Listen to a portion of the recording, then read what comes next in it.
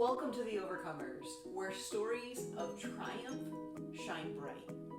Join us for a powerful new episode as we sit down with Stephanie Murdock, who bravely shares her journey of overcoming loss from suicide. On this channel, we celebrate resilience and the human spirit.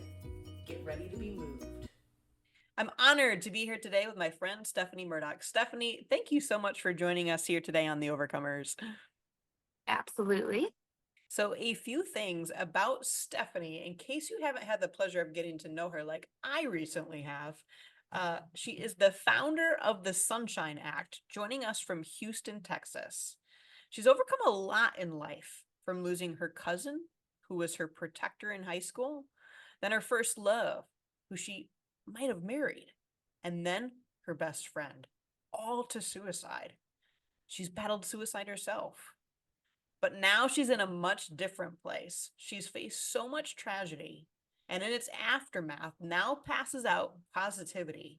She's been leaving cards for people for over 14 years, making a difference in people's lives. But what I'm blown away most by with you, friend, is your resiliency and your heart. You've literally been in the pits of grief and experienced so much sorrow and been surrounded by the overwhelming weight and absence left by those you deeply loved.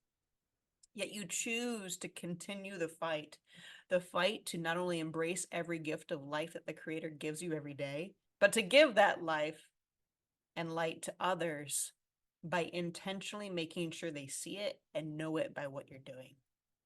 Your heart is so huge. And that is why I'm so excited to have you on today. Because how do you go from being in a place like that and facing so much loss, so much tragedy, and even choose to face every single day now and give that light and life to others? Take us on that journey.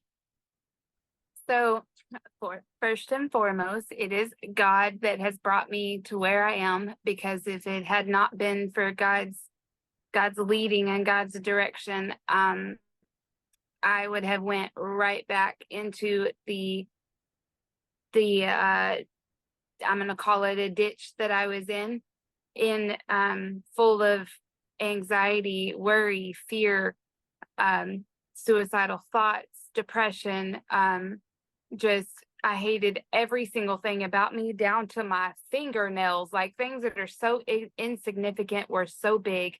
And I know that was just the enemy pulling me down. And once I recognized that, when I lost all of those people that meant the entire world to me, at first, with the second one that I lost, I didn't quite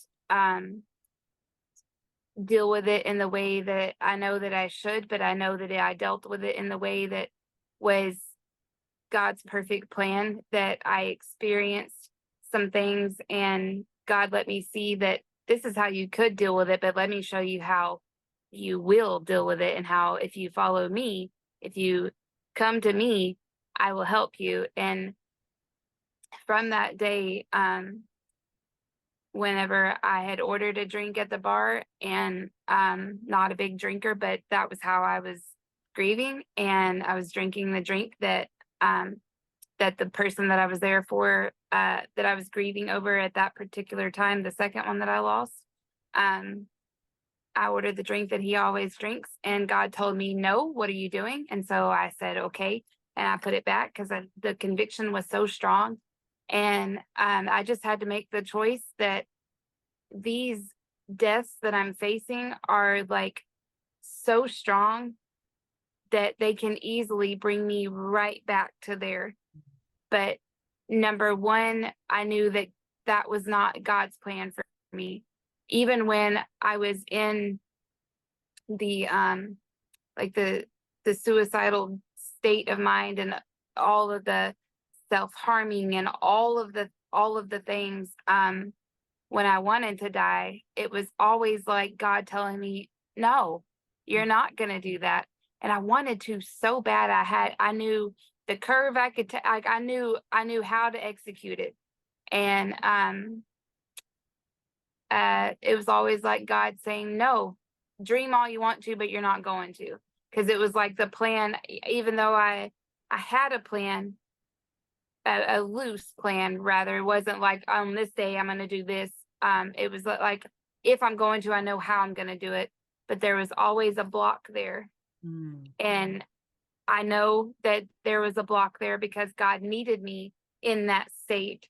And so whenever I was going through all these, even to the last one that was in 2021, thankfully I was much stronger in my walk with God at that point, that one, I handled it. I turned it over to God much quicker than I did the first two. But which is ironic because me and her had we did a Bible study together, just me and her. So it's really cool that she's the one that I lost that when I'm closer to God. So it just kind of like so many puzzle pieces go together, and I see that God needed me to walk through those states, they're not states, those seasons, so that I could do what I do now Mm. and help other people through what they go through. And then that's how I heal. And I get emotional with God about it all the time because it's like, I'm so sorry I dreaded this. I'm so sorry I asked why me. Because I know now that this was your plan for me all along. And it's so I don't, all I can say is just God. To rewind right to where I started is God, because God needed me in that state. He needed me to experience all of that so that I can be there for other people. And if that is the reason so that I can help save other people, then I mean, I'm not asking to experience it all over again, but it gives me comfort knowing that it wasn't for nothing. Where do you think that's amazing? And I love your mindset of like, he is the reason that I was able to navigate through all of this, and without him, I don't know that I could. Yeah. So where do you think that that comes from? Like where in your journey can you identify and say, you know what? This was the moment where I knew he was with me through anything. So It that. was that day at the bar Mm. when I'm trying to handle a death on my own in my way, and like there's no way I can move past this because I dealt that was the one that he called me an hour before he was no longer here. Mm. And so it was my fault, and he has a daughter, and I just like I went through a whole deep rabbit hole of reasons why I have no, like, I do not deserve to be happy. I do not deserve anything good in life because I should have been there for him and I wasn't. Um, and so I dealt with it with drinking, and I am absolutely not a drinker. I do not care. I like to be level headed and in control of my thoughts and my actions. And that day when I was drinking, and it was really weird because I always knew that this isn't me and what am I doing, but I didn't know what else to do. Mm. Um, and everybody, like, people, you get the I'm so sorry for your loss. And after so many of those, it gets to be like, oh yeah, thanks, whatever.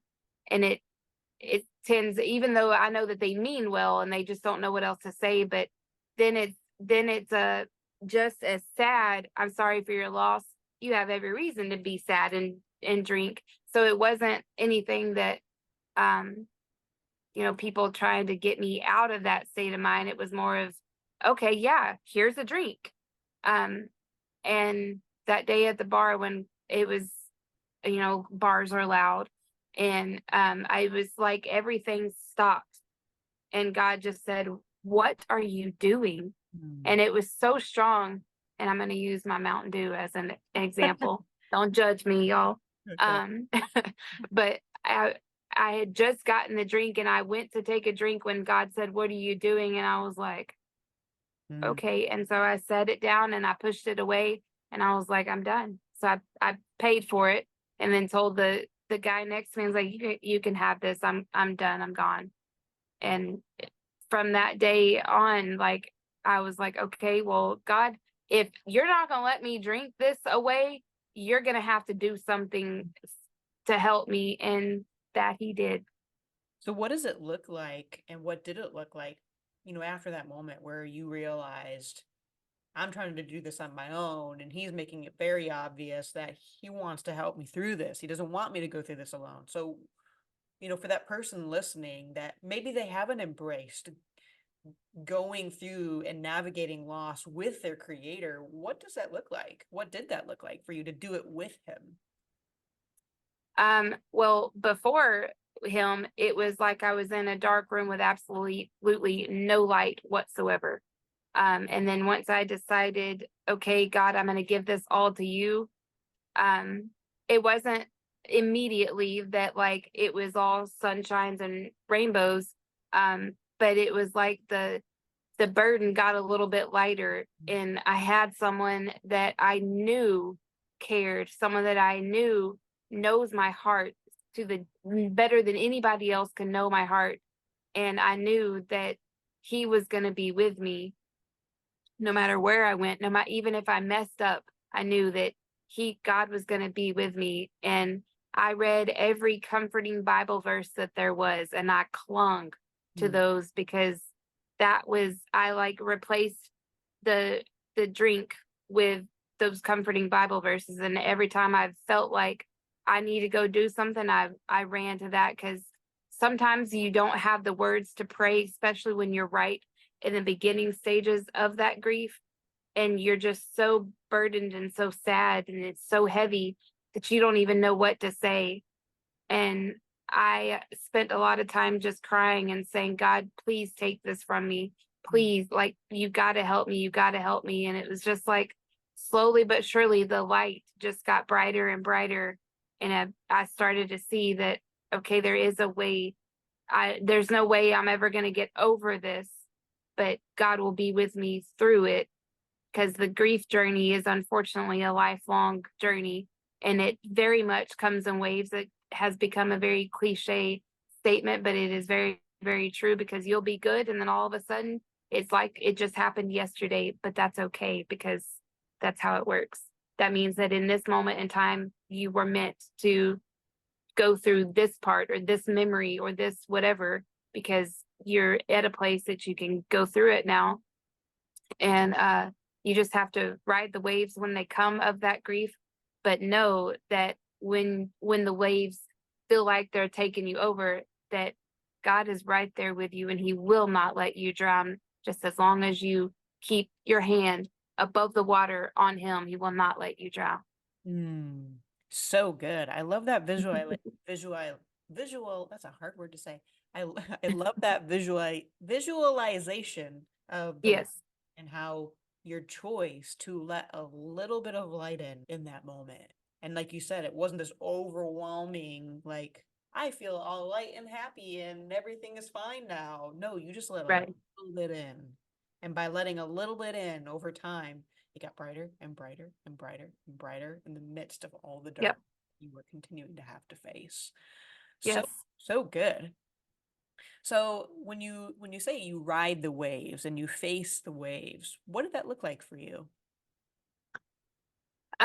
So well, that looks like driving to the grocery store, and all of a sudden a song just slaps you in the face, and you didn't know it was coming, you didn't see it, there was no weather forecast to let you know that it's coming, but then there it is. And you can either win those, and you kind of have to decide once you realize, okay, I am going to be in it, this grief process.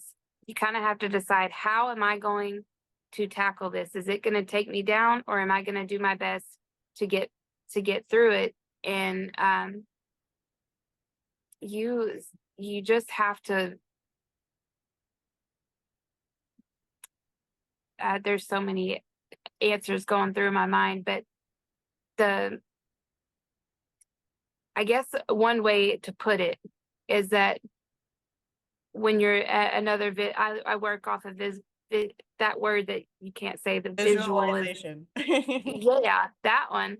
Um, so when you're trying to climb a mountain and trying to get through grief, is is whatever the highest mountain in the whole world is, that's what it is. And you can't you can't go through a mountain that's completely straight and narrow, because you're going to slip and fall and keep going right back down and stay in the same place. And when you're grieving, you can't stay in the same place. There's a process and you have to work through it all, and you're going to hit bumps. It's not going to be a smooth ride all the way to the top, but each time that those waves come or the bumps come, I know I'm throwing two different pictures in at the same time, but when those tough times come of the grief slaps you in the face, you just have to hold on tight, get down on your knees and pray and ask God to help you get through it, and know that you are capable of getting through it. Know that you're strong enough to get through it, that it's not going to overtake you, and that you just have to feel these feels, and then you're going to be able to get on the other side of it and breathe a little bit more. I know for a moment in time there, it feels like you can't breathe and you're drowning and all the bad things. Then if you just hold on tight, you're going to get through it. And then it'll be, you'll still be sad, but it'll be a little bit peaceful then. But with each time that you get through those really tough grief moments, you realize, and it gives yourself a little bit of comfort knowing that that was really hard to face, to remember, to go through, but I made it. So the next time it happens, I'm going to be okay. So with each little bump that you go over or wave that you go over, whether it's a mountain or a wave, whichever one you like better, the ocean or the mountains, but each time you go through one of those difficult moments, you build a little bit more strength and a little bit more confidence in yourself to make it through the grief. So good. Such a good reminder that, hey, to look back and say, if I can get through this, I can get through the next one. I love that. That was a perfect painting of what it looks like to continue to face those waves Yeah. as you're navigating grief. So tell me more about this Sunshine Act and what you're doing now. How did that come about, and what made you want to do that? So the first thing is my sunshine cards. And I'll just open this one. So I've wrote notes my whole entire life. I always left notes for my parents, for my friends, and I liked leaving them underneath things where they are not going to find it when I'm still there, so that they would find it when I'm not there. And I always tried to say more than just "I love you," or just like you're beautiful. I would try to say things that are different, not just the same thing every time where it's repetitive. But I started with leaving notes. I started with writing sticky notes, but sticky notes are not that sticky, unless you want to pay for the rugged outdoor ones, and nobody's got the money for all that. So I morphed them into the sunshine cards, and I paint a little sun on the outside. They're very basic, which is kind of the whole thing behind it. And then on the card itself, I paint a little sun. And then there's a label on the top that says information about the Sunshine Act. And there will be a quote. I don't know if you can read that or not. You can turn. Oh, I was going to says you can read it. You can turn back the clock, but you can wind it up again. Keep going. I love that. You can't turn back the clock. Yeah, can't. And then I sign it with my little accidental tagline: "You got this, love the Sunshine Act," because I say that all the time. So I leave those everywhere I go. I leave them on gas pumps. I leave them at restaurants for the waitresses. I leave them in restrooms. Like, I'll go in every single stall as long as I have the products on hand. I leave them as many as I can everywhere I go. And then I love when God pushes me out of my comfort zone and says, "Hey, that girl over there, you're going to go give her one of these." Aww. And I have ignored it before, and then I find that person everywhere I go. So God makes it abundantly clear that she's supposed to get one, which I live in a small town, so it's not too hard to run into the same people, but it will be abundantly clear. They're like, "Okay, God, I see it. I got you. Yes, sir." But now I used to not do it because I used to be really, really shy. But God has like just given me confidence through a multitude of different things. But now whenever I don't even have to fully hear his voice. I just feel the nudge and like, okay, got you. And I go and give it to him. And what I love the most is in every card that I write, there's a different quote on the inside. And more more times than not, somebody will say, that is exactly what I needed. Mhm. Yes. And then whenever I give the cards to someone personally, they always are very receptive of it. Like it's very clear that yes, they needed it. So that's the cards. And then I also make these things that I call sunshine kits. And there's deep meanings and then there's a few silly things too, because I'm sort of a silly person. So I like to throw in some humor. But there's an eraser to remind you that mistakes can be fixed, a penny so you can never say that you're broke, and then a marble in case you lose yours, because we all lose our marbles sometimes.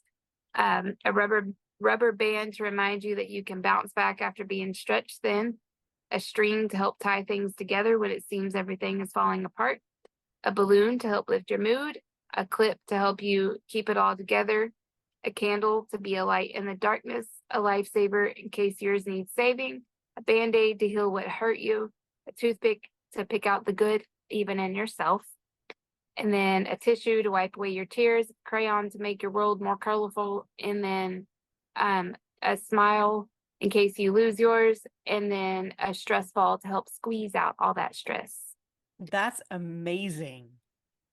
And then I leave these everywhere I go as well, but I don't leave them out. I mainly hand them personally to people just because there's a lot of small items in it and I don't want kids to grab it and put it in their mouth and choke on it. So those are more personal that I give to people. Depending on where I'm at, I'll leave them in a restroom, but most of the time I hand them personally just because I don't want kids to get a hold of them and hurt themselves. That is amazing. Oh my gosh, I'm sure everyone else that is listening to this in the future is like me, blown away by what you are doing and how you are showing up to just love on people and listening to the Father when he's like, that one. Yep. So beautiful, friend. Thank It's you. all Thank you God, for not what you're me. doing. Yeah. Yes, ma'am. Thank you for your There are heart to so many care. people. Yeah, there's so many people that need it. And like when I was in my days of not wanting to be here, I worked at Sonic and I was in a very, very, very, very bad relationship. And that was sort of a leading thing to all of that. But if someone had given me something like this, it would have changed everything. So that's like, I know what I could have used. I know what I needed to hear. Instead of, oh, get over it, everybody gets sad, or oh, get over it, everyone's going through something. I do my best to see people, even if I don't understand or don't agree with your lifestyle choices or the words that you say or whatever. You're still a person and you still have feelings and you still have a heart that hurts sometimes. So I try my hardest. And I know that not everybody is suicidal, not everybody is depressed, but every single person has hard days. So these can help someone even just on a hard day. And Absolutely. that's what I aim for. Is my end game obviously is to save lives from suicide. That is my biggest heart. But even just the one that's having a hard day. Absolutely. Well, he has definitely given you amazing eyes to see people and a heart that Yes. truly cares. Yes. Well, I am so excited about what you're doing, and I want to have conversations with you after this interview about what you're doing. Oh boy. But one last question for you as we close out the interview, and that is, so what would you say to somebody that might be listening to this interview right now? Maybe they are in that place that you once were, where maybe they've lost someone that they really loved and it's fresh and they're navigating it. They're trying to face every day. What one piece of advice would you give that listener right now? cry when you need to cry, and find the people that you can talk to. If the first person that you reach out to talk to about it doesn't give you much support and just gives you the, oh, I'm so sorry for your loss, it'll get better, find someone else to talk to. Find someone to talk to until you find the right person that's going to hear you and listen. But the main thing is cry when you need to cry, grieve when you need to grieve, in the way that you need to grieve. So good. Well, I think there's definitely real truth in the fact of what you just shared, that there are people, if you're listening right now, there are people who truly care. And I know both people on this call truly care. And Yes. that has been predominantly evident in your interview today, friend. Seriously, thank you so much for joining us on The Overcomers. Thank you for your courage to share your story, to honestly share your deepest pains publicly, for the sole purpose of not only giving him glory of like, hey, he helped me face those waves, and I'm here to Yes. tell you that you can face them too, and build that confidence with each wave that you can continue to make it. And just maybe you'll end up in a place just like Stephanie, where now you're making a difference in a lot of people's lives. Yes. And you're loving the life that he is continuing to give you. So you are an amazing human friend with an amazing heart, and I love what you are doing with the Sunshine Act. I'm seriously so excited that we had the pleasure of having you on today. And I'll Yes. say this, stay tuned, because Stephanie is going to be a part of our panel discussion as we ask very specific questions related to navigating loss from suicide. So that is also going to be happening soon too. Stephanie, thank you so much for joining us today. Any last words? Yes, ma'am. I am so blown away by what you are doing, ma'am. You are doing an amazing thing by just having a platform for this, because I have felt alone in this area for so long, because like, I was telling you when we talked the other day, so many people tell me that you can't talk about suicide and Jesus all in one. Like, yeah, you need to. That's like a big part of suicide, is because there's a lack of Jesus. Not always, not always, but that if there was more Jesus, there would be less suicides. And like, we got to pour the love of Jesus on the people that are hurting. That is what he calls us to do, is to love others. And like I said, you don't have to agree with what they do or what they say or what their lifestyle is, but they are still a human being that is hurting. And I know in today's world, there are so many of why you would not agree with what they are doing. It is so, that area is so broad, but they could be doing the most heinous of things. There's still a person in there. And most of the time, they're a person that's hurting if they're making choices that are way out there in left field, past left field. It's because they're hurting and they need somebody to love them. And that's what God has called me to do. And if I don't ever do anything else in my life, this right here is the biggest. And I just am so blessed that God has chosen me to be the vessel for these. I mean, these are like insignificant items. They're just things, but the meaning behind them is where the significance is. But I mean, like, these are just, little products that's no big deal, but it's the heart behind them that I battle all the time, because of course the enemy tries to tell me that you're not good enough to do this. You're not good enough. You're not good enough. You're not good enough. And then God brings people like you along to remind me that this is where I'm supposed to be. This is what God wants me to be doing. And I thank you for being a part of that reminder for me. I appreciate it very much. You're doing an amazing thing. And at the end of the day, it's not about us anyways. It's all about him. Absolutely. The enemy wants to come in there and say, yeah, why are you doing this? You're not good enough. You're not qualified. Yep. And I say, shh, that's funny, because he qualifies me. Exactly. And it's all about him. It ain't about me. So stop looking at me and look at him. Exactly. Yep. Well, I'm going to say thank you to our listeners for joining us for another episode of The Overcomers. And thank you, Stephanie, again, for joining us today. Glad to be here. you for joining us today on The Overcomers. We hope Stephanie's story of resilience has touched your heart as much as it has ours. Remember, no matter the challenge, we have all the power to overcome. Subscribe for more inspiring stories and join us as we celebrate the strength within us all. Until next time, stay strong, stay hopeful, and keep overcoming.